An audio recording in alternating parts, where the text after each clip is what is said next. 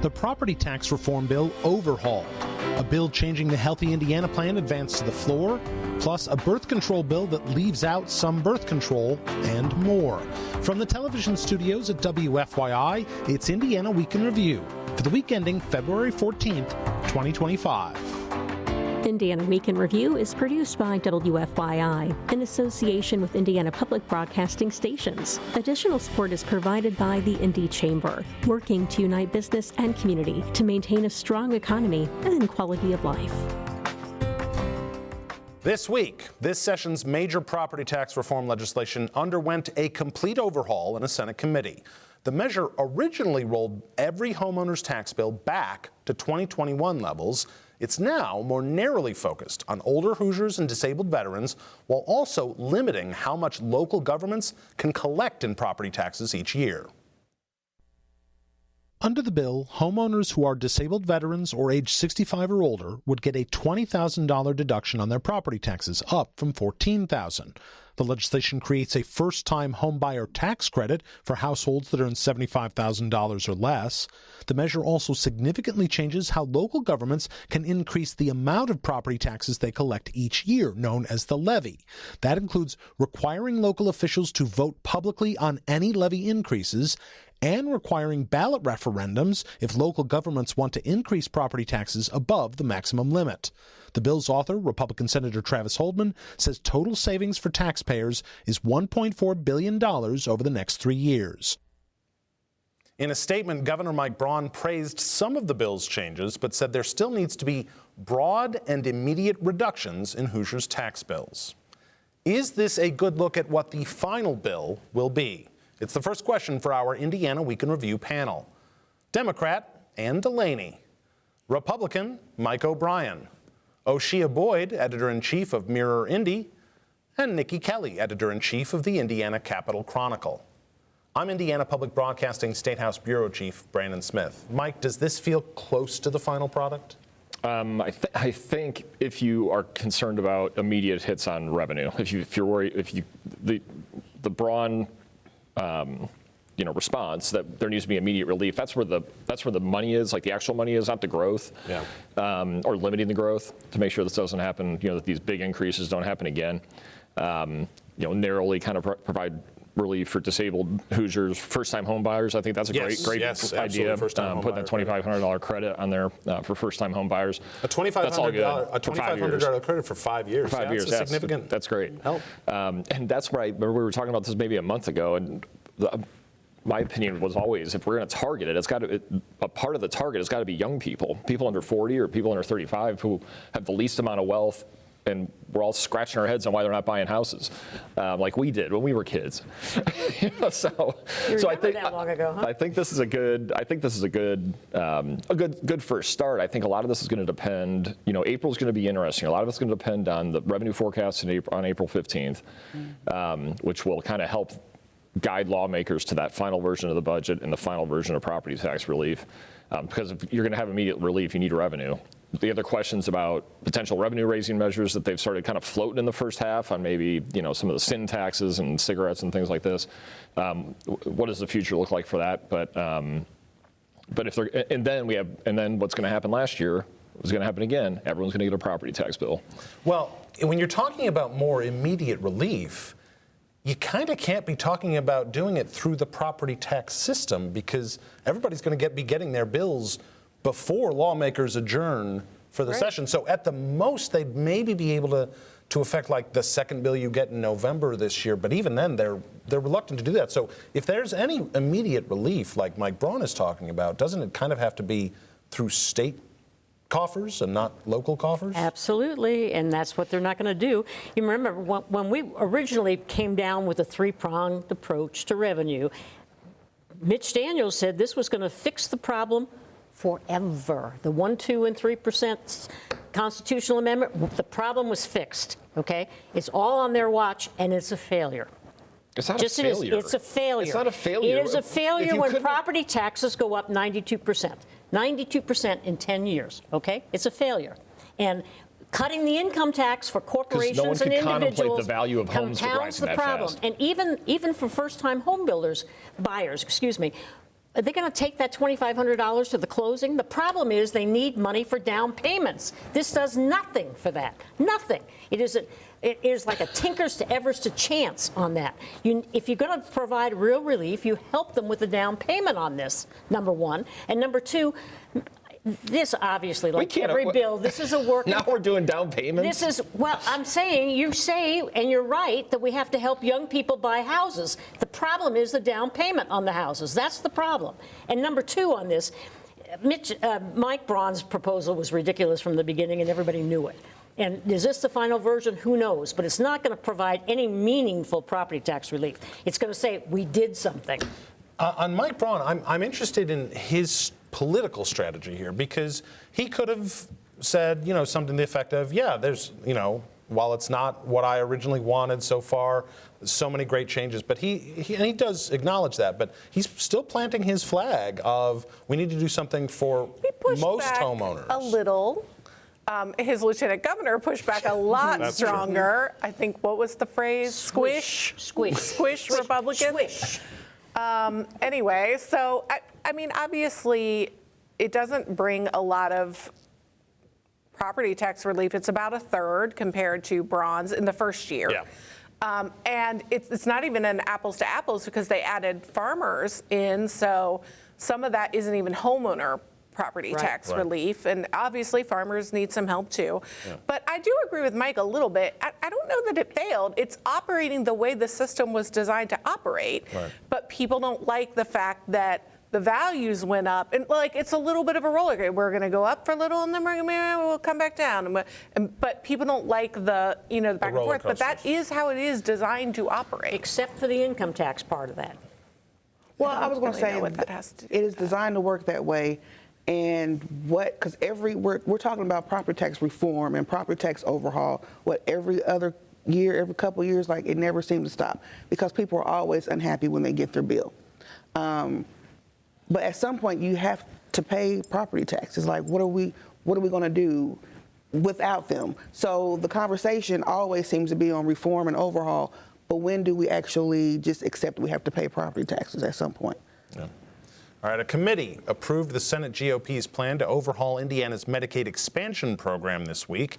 Indiana Public Broadcasting's Abigail Ruman reports the Senate committee removed the lifetime eligibility limit from the bill.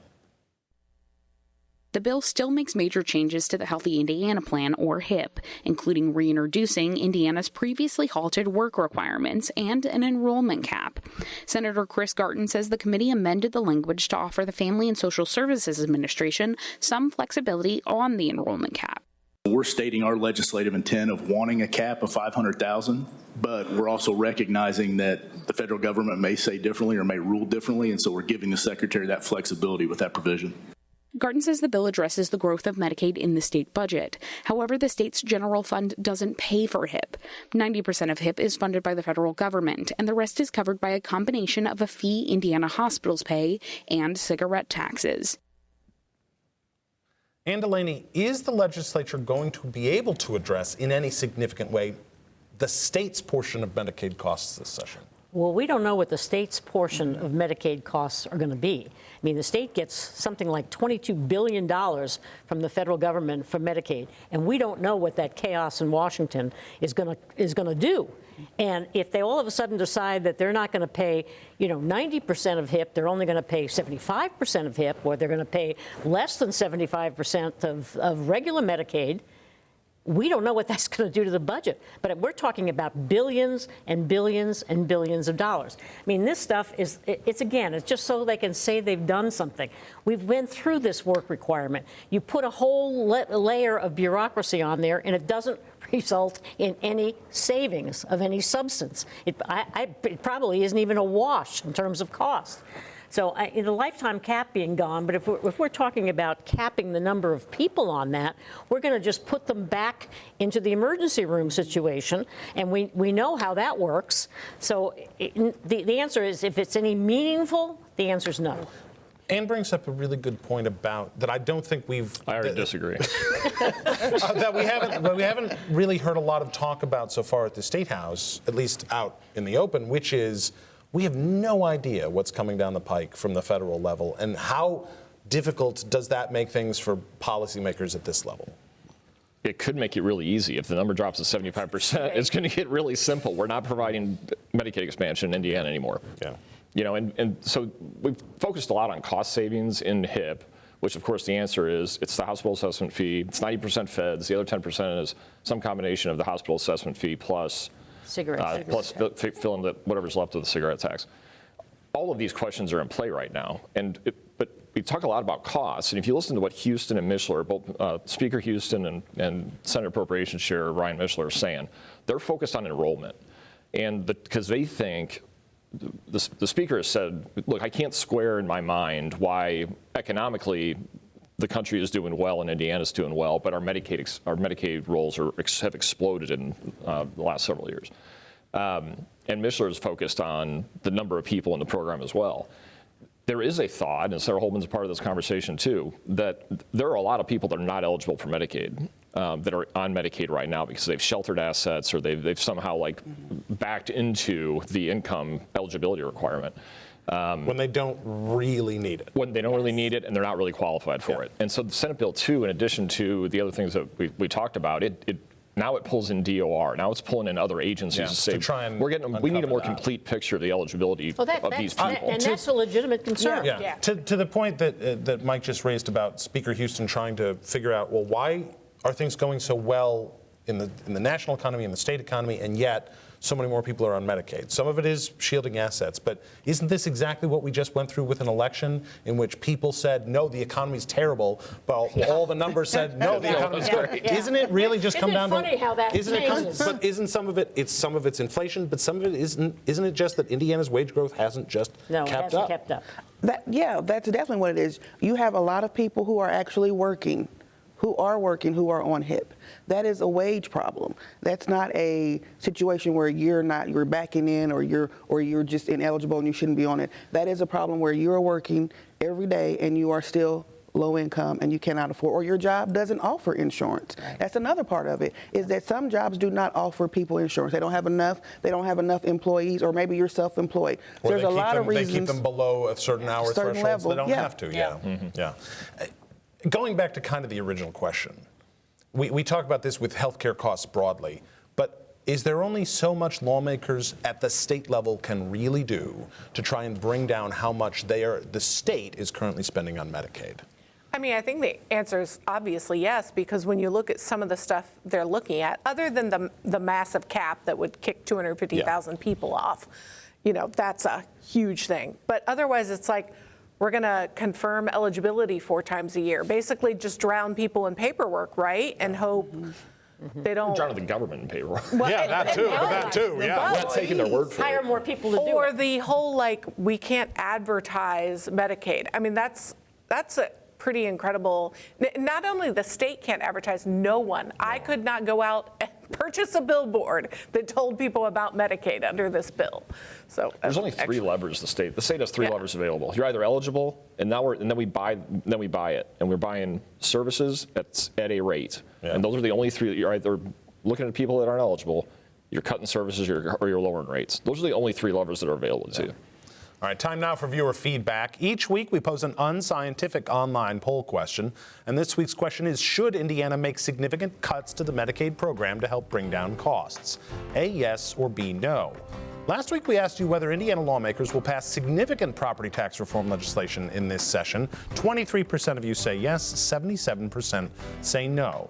If you'd like to take part in the poll, go to WFYI.org/IWIR and look for the poll. Well, speaking of Medicaid recipients in Indiana could have more access to birth control under legislation passed by a House committee. But Indiana Public Broadcasting's Abigail Ruman reports advocates say an amendment limits people's options to just a few birth control methods. The original language of the bill required local health departments to provide access to condoms, long-acting reversible contraceptives, and over-the-counter birth control. The revised bill includes specific types of birth control and excludes condoms and long-acting reversible contraceptives. Dr. Amy Caldwell is an OBGYN with the Indiana chapter of the American College of Obstetricians and Gynecologists. She says the amendment also focuses on natural family planning methods, which is a disservice to patients. We do wholeheartedly support access to all contraceptive methods, including natural family planning. Unfortunately, there are women who cannot use natural family planning. If you don't have regular periods, it's not an option for you. Cardwell says that's common among patients. She says not including long-acting reversible options goes against all medical information and guidelines. Oh, Shia Boyd, is the bill too narrow now to be very effective?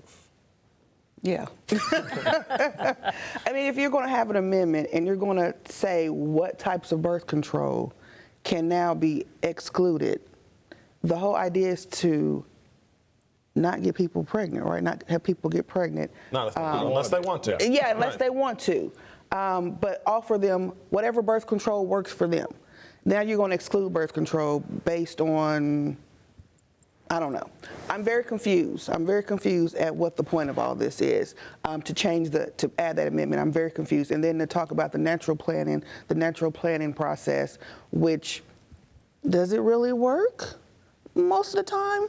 I don't think so. So we're trying to avoid unplanned pregnancies, but then we're going to talk about things that actually don't work and contribute to unplanned pregnancies. And then we're going to talk about people not being on Medicaid, reducing babies on Medicaid. So I'm just very confused because it doesn't really make sense to me if we want to actually reduce the amount of unplanned pregnancies, which, how do you really do that anyway? You can't control people's behavior. Yeah, I mean, to a certain extent you can't, but I mean, providing more of these options Yes. at less or no cost would be one way to do it. But it just goes back to the conversation we just had. You want to affect Medicaid costs? Bring down the number of unplanned pregnancies. Why?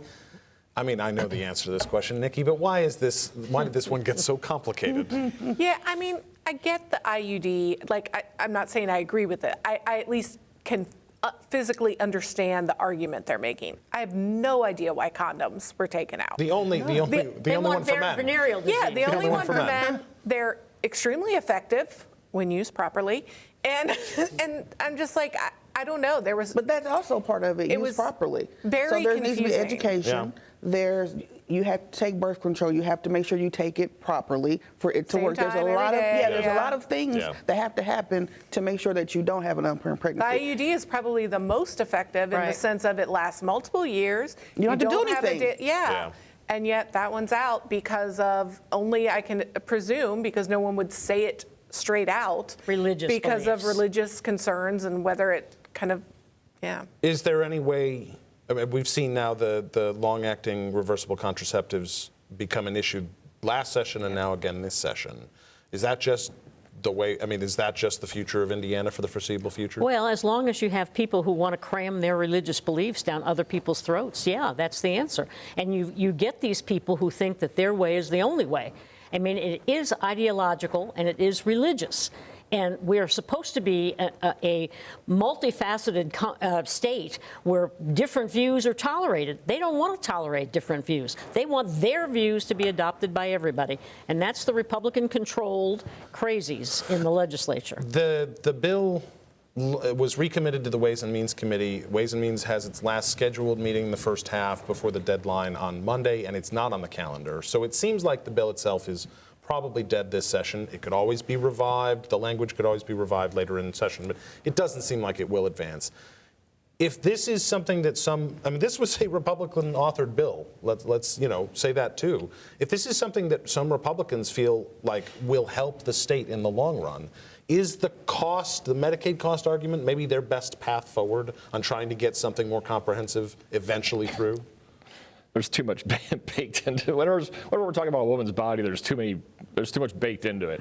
I'm for all the birth control. I'm for everyone understanding how a woman's body actually works and how they're all different, especially in the context of a health care plan that taxpayers are paying for. Yeah. All right. Hoosiers would be forced to register with a major political party to be allowed to participate in partisan primary elections under a bill on the Senate floor. Indiana would join 10 other states with what are called fully closed primaries. The bill would automatically assign party registration to everyone who's voted in a partisan primary election before. And if a voter wants to cast a ballot in a partisan primary going forward, they must register with that party affiliation at least 4 months before the election. Republican Senator Mike Gaskell is the bill's author. What I don't think is right is for people who are not a member of a political party or don't affiliate with the political party to be able to choose that party's candidates. Common Cause Indiana's Julia Vaughn says there's no evidence so-called cross-party voters are impacting outcomes. We already have abysmal voter turnout at primaries, and this will simply make it worse. The Senate Elections Committee voted along party lines to approve the bill.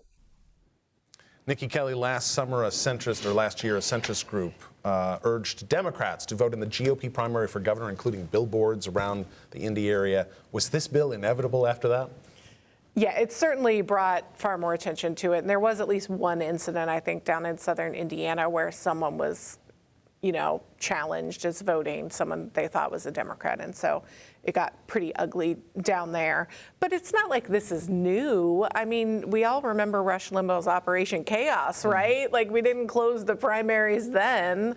The fact is that in some communities, your only chance to have a say is in the primary. Right. And so, either because they don't even have a competitor, or it's just not feasible to beat them due to the political makeup. Well, in counties, it's not gerrymandering, though. But I mean, and there are some cases where you could look at, if I generally vote in one primary, I could look at my primary ballot and go, there's not a single contested race there. Oh, maybe I'll vote in the other one. That's something that Hoosiers for a long time seemed to really like about their primary system. Do you see this maybe this session or in the future changing? No, we live in a democracy. That's the whole idea, is I can vote for whoever I want to vote for. It's not about party alignment. It's about I have the right to vote. And that's what we're getting down to, is you have to be aligned with a party. What about people who are independents, who don't align with a party? To your point, what about if you don't have anyone to vote for, but you still want to exercise your right to vote that's not in your party? So, yeah, it's about democracy to me versus just voting for a particular party. And that's really going to be a sad day when we have to vote for a particular party. Speaker Todd Houston was asked about sort of a rash of election bills that had been moved out of the Senate Elections Committee so far this session and are currently kind of sitting on the floor. And he said that he likes Indiana election laws the way they are now and isn't, at this point, really inclined to change them. So I don't know what this bill's future is this session. But do you see this idea gaining momentum? I hope not. I do. I have had the thought, especially in the last 10 years when we've kind of become hyper-partisan, that people do need to pick a party. We're not partisan enough in America, actually, is what I think. I think because people in the middle or people who are not sitting on the fringes of both parties have left the parties and don't participate in the party system. So I disagree with Oseye a little bit. As an old party guy myself, I agree in the general, certainly. Go vote for whoever you want to. Split your ticket, do whatever you want. But in the way we select those candidates is a party process, and it is in every state in the country on both independents and Republicans, Democrats, Libertarians. I'm not for closing it, though. I'm not for closing it 4 months in advance. I'm not for, that's public. When I go pull a Republican ballot, that is a public statement that I'm making. When I pull that ballot, that is known information by the parties that I've picked that ballot.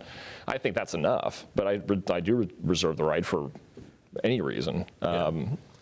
I do change my mind. I will say, I don't think you'll find a lot of people who agree with you that America isn't partisan enough at the moment. I understand. But it becomes more bitterly partisan because not enough people are participating in that process. As a state, we've decided that for a number of our candidates, we pick a primary. We pick them by primary, not by convention or by caucus, but by primary. And that's a primary that everybody in the state, all the taxpayers in the state, pay for. And to say that you can't do this in an election that's paid for by taxpayer money just strikes me as completely undemocratic. Right. Finally, one of our favorite bills here at Indiana Week in Review this session prohibits controlling the weather. That's discharging a chemical or apparatus into the atmosphere to affect the intensity of sunlight, temperature, or weather. And it makes that crime a Class B misdemeanor. Now, Mike O'Brien, should someone who creates a hurricane in Indiana get more than 6 months in a local jail? Well, what was the theory from Biden that he destroyed North Carolina so the government could seize the lithium mines or something. It's like an X-Men movie playing out in real life here. That sounds like a trumpet kind of position. I mean, someone that powerful would probably just win the presidency forever, right?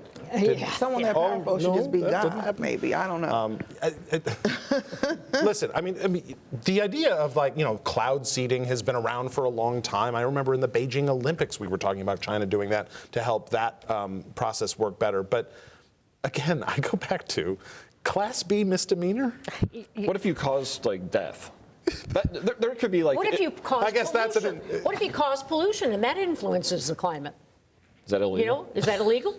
I don't know. Not in Indiana. I think whoever authored, the two authors of this bill have been watching too much sci-fi fantasy stuff, frankly. I think they think there may be aliens out there that are doing these kinds of things. All right. No, they think they're Democrats. My God. I think there's Democrats out there. Yeah, oh, well, yeah. We're responsible for everything. That's Indiana Week in Review for this week. Our panel is Democrat Ann DeLaney, Republican Mike O'Brien, Oshia Boyd of Mirror Indy, and Niki Kelly of the Indiana Capital Chronicle. You can find Indiana Week in Review's podcast and episodes at wfyi.org/IWIR or on the PBS app. I'm Brandon Smith of Indiana Public Broadcasting. Have a happy Valentine's Day and join us next time because a lot can happen in an Indiana week.